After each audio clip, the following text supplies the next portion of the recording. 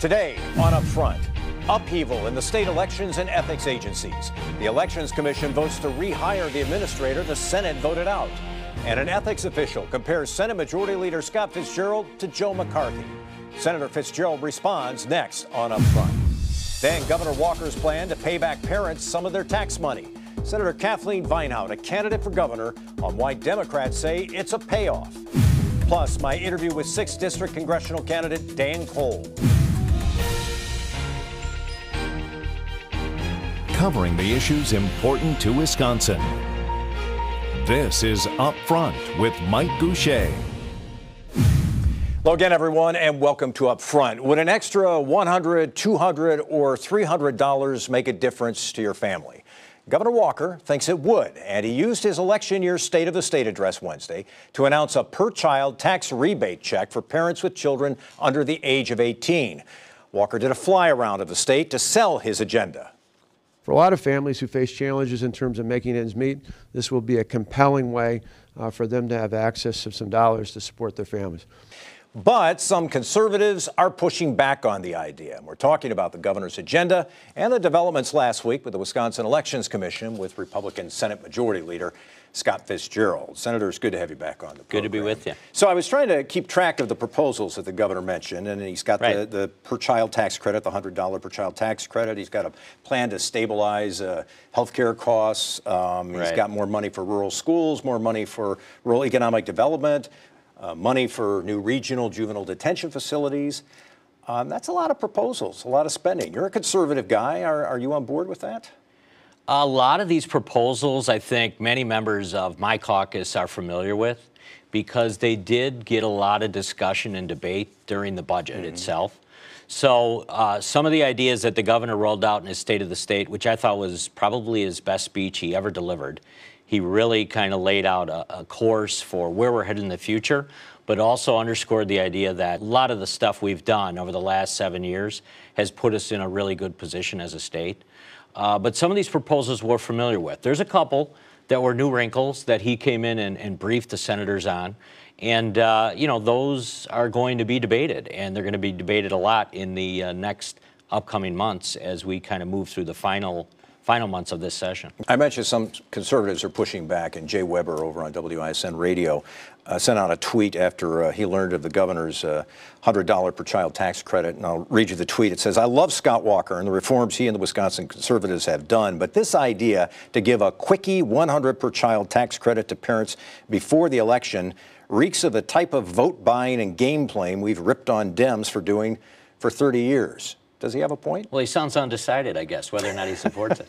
I guess what I would say is, listen, the bottom line is Governor Walker is trying to put more money in the pockets of working families. That's the bottom line. So you back the governor on well, this? how do you do that can be debated, I think, till the cows come home. I mean, we're going to have a discussion about, whether you do it that way or he's been trying to get another income tax cut through for a number of years. And the legislature has been willing to listen to that. But the bottom line is what the governor's saying is, listen, we've got this dividend sitting there. We're sitting on a ton of cash right now, and it's because of the decisions we made in the past.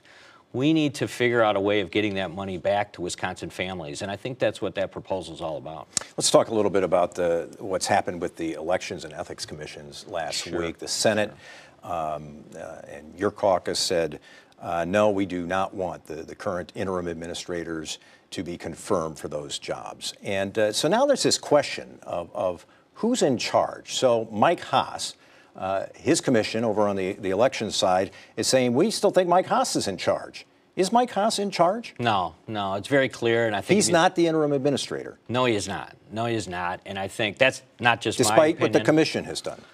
Right, and I think in contrast to that, what the Ethics Commission did this week was to say, let's leave that position open, which I think was appropriate. I mean, that's fine while they do a search. They've got 45 days to find a new director per statute, not just my idea or their idea. I mean, that's the way we wrote the bill, and I think they need to work through that. Listen, in mid-December, we had a caucus with the Republicans, and we came up with the conclusion that there just aren't enough votes to confirm either one of these individuals. And that goes back almost over a year when I had them in my office and had that discussion.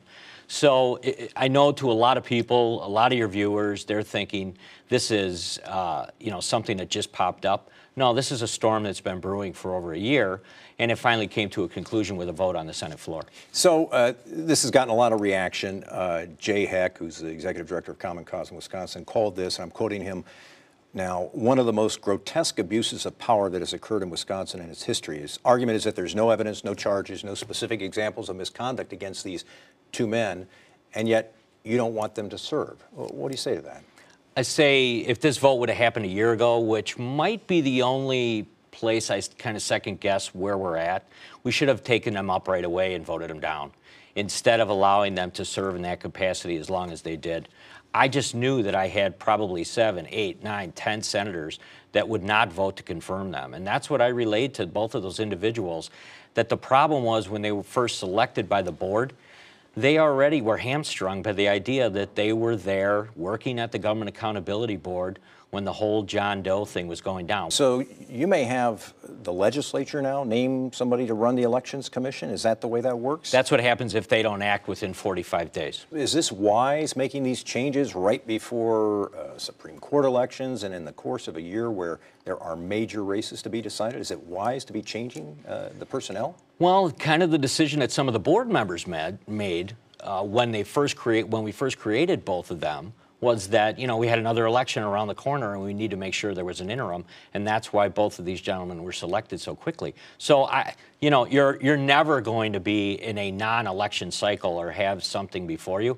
Listen, there's a ton of competent people that work at both ethics and elections that I think are more than capable of making sure. The clerks of the state run the elections, and we are one of those states that has such a diversity between counties and towns and those clerks. They do a wonderful job, and they're going to continue to do that. We're going to be fine. Final question. I'll give you a chance to respond to something said by the Ethics Commission Chairman, Dave Halbrooks, who is a Democrat.